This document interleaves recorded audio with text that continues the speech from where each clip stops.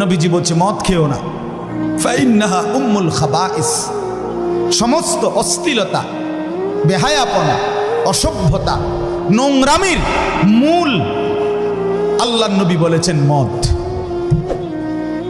উম্মুল খাবাইস, সমস্ত খবিসের মূল, খবিসের মূল।